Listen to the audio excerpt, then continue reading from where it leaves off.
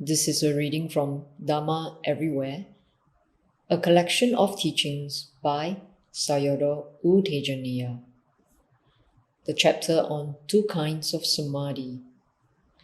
There is samadhi that comes from concentrating on and paying attention to one object exclusively, and samadhi born from right view, right attitude, and right thought. There are two corresponding practices for these two kinds of samadhi: samatha practice and vipassana practice. In knowing about the differences between these two kinds of meditation, you begin to recognize what you are doing in your own practice. In tranquility or shamatha meditation, the mind pays exclusive attention to one object, becoming absorbed in it over time. Having concentrated on it for a long time in the right way, the yogi achieves peaceful mental states. However, because of this very strong grasp on one object, other mental faculties don't get used, and the mind is no longer aware of other objects it could have otherwise known. There is no investigation of phenomena, nor is there a broader awareness of mind and body processes, thus blocking the opportunity for wisdom to arise. The idea in vipassana is to relate to and be aware of as many objects as possible, without trying to create any particular result or experience. Because vipassana is the process of understanding things as they are, with the goal of achieving wisdom, it needs an awareness of whatever object or process happening in that moment. Awareness collects data, and when the picture is complete, wisdom arises. This openness allows us to see cause and effect and processes from different angles, giving wisdom a chance to grow. In vipassana, instead of paying attention to one object, we pay attention to the mind, specifically the observing, meditating mind. We check the mind to see if there is wisdom present or if there are defilements present in the mind. So while meditating, it's very important to have wisdom in the meditating mind. Consider an example of two yogis. One yogi is bothered by sounds, while another yogi considers them as objects or natural phenomena. Which yogi will have samadhi? The yogi with aversion to sounds will become even more agitated whenever she hears sounds, with aversion increasing. On the other hand, the yogi who neither likes nor dislikes these sounds will remain calm and peaceful. In vipassana, the mind is learning how to not become attached to or have aversion for any object. Wisdom samadhi begins with wisdom and invests in wisdom. Because there is right view, right attitude, and right thinking, the mind does not react with craving or aversion. There is no attraction to or aversion for an object. The mind is calm, peaceful, and still. The mind also feels light, alert, and fresh. This kind of samadhi is inherent in wisdom and gives opportunities for more wisdom to arise. On virya. How do you understand virya? Virya is the spiritual faculty of patience and perseverance. I understand virya as persistence, not assertion or force. Please don't wear out your mind or body by striving forcefully when you meditate. Understanding can't develop when your mind or body is tired? Can you learn something thoroughly if you start and drop the process many times? You will miss the storyline in a TV series if you catch a few episodes and miss a few episodes. Similarly, only if awareness is continuous, where you see the beginning, middle, and end, will you then understand the true nature of Nama Rupa, which is name and form, or mind and body. That comes about through consistent practice from moment to moment. Be cool and calm about it.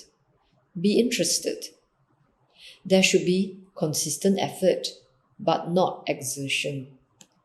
Instead of using our energy to focus, we use our intelligence and wisdom by waiting and watching.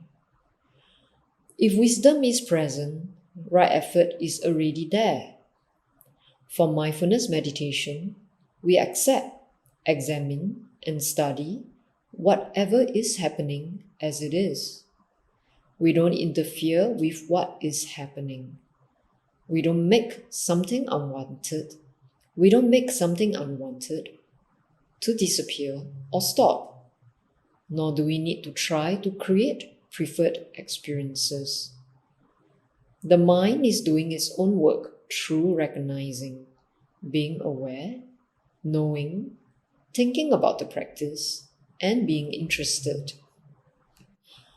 The mind is doing its own work through recognizing, being aware, knowing, thinking about the practice, and being interested, for example.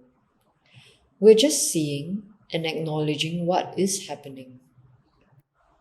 We're just seeing and acknowledging what is happening. It's all already here, as it is. You just need to have your wisdom eye open. Just recognize what is happening. If you're not looking for anything specific, but just sitting there with your eyes open, seeing still happens. If you're not looking for anything specific, but just sitting there with your eyes open, seeing still happens. Do you need to make an effort to see or hear? Do you need to make an effort to see or hear? Are you still aware without having to focus on something? Mindfulness meditation is that restful and gentle. Practice in a relaxed way, but don't stop practicing. What kind of effort do we use in our daily lives? We have automatically used some kind of force, primarily motivated by craving, aversion, or delusion. It has become a habit. Virya with wisdom, however, knows that mindfulness practice is beneficial. So we persevere and we know our motivation for practicing. We are running a marathon. Would a seasoned runner use up all his energy from the very beginning? No, he runs at a steady pace, picking up momentum as he goes through each mile. We want this type of Dhamma momentum that arises naturally in our practice. It is not a forcefully created momentum. Practice in a relaxed way, but don't stop practicing. At this center, we meditate the whole day, from the moment we wake up to the moment we go to sleep. If we put in a lot of energy or effort, can we meditate like this the whole day? We certainly can't. We'll burn out and probably get depressed.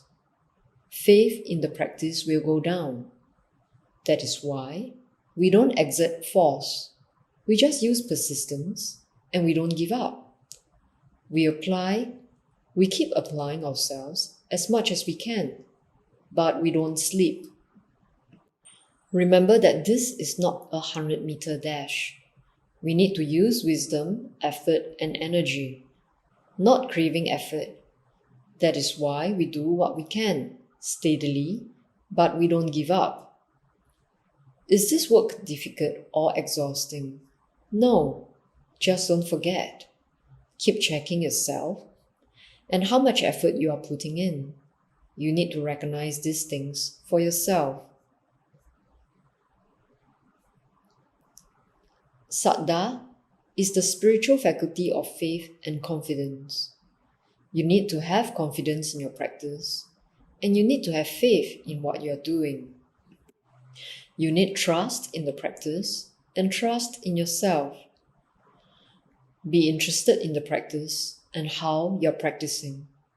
More importantly, faith in what you are doing will grow when you comprehend and see the benefits of your work. Confidence grows through meditation. When you practice, do you find peace or stress? You will never be stressed when you practice skillfully, with wholesomeness. You may get tired or stressed when you aren't skillful yet and practice the wrong way. Once you learn how to practice with Dharma, both the mind and body are at peace. You will be free from grief. Vipassana wisdom will arise. Path knowledge and fruition knowledge will arise, and the mind inclines towards Nibbana. That's what the Buddha stated in the Satipatthana Sutta. In the Satipatthana Sutta, right now, you are learning how to practice properly. You begin with faith in yourself and the practice. Confidence grows through right attitude and right practice. With new insights, you will naturally feel faith in the Buddha, the Dhamma, and the Sangha. Do you work to get the truth, or work so that you know how to practice properly? Don't think about the getting part yet. Instead of expecting results or thinking about end goals, take interest in what you are currently doing and how you're approaching meditation. Have faith in your work and learn how you can become more skillful. Trust yourself. How have you benefited from practicing? Intelligence and wisdom are necessary here. The intelligence needed for right effort has to come before there can be any vipassana wisdom, magga wisdom, and phala wisdom. The intelligence needed for right effort has to come before there can be any vipassana wisdom, magga or path wisdom, and phala or fruit wisdom. Can insight wisdom surface before any right effort is made? First, learn how to make this kind of right effort. Between the mind and body, which one is putting in effort? It is the mind that is putting in effort.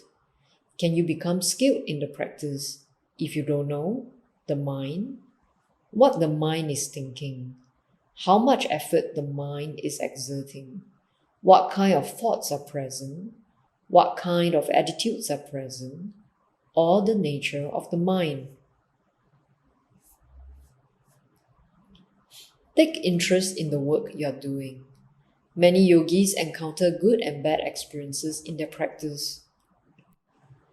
Sometimes they have good meditation, and sometimes they don't feel satisfied with their practice. When I ask them why, they don't know. Do you know why they can't tell me? Sometimes they have good meditation, and sometimes they don't feel satisfied with their practice. When I ask them why, they don't know.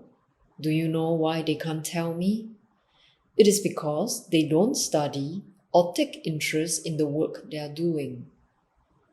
They don't know their minds, what they are doing, or why they are doing it. When you see the connection between what the mind does and what happens, then you will begin to understand the nature of cause and effect With that, your confidence in the practice will grow even more.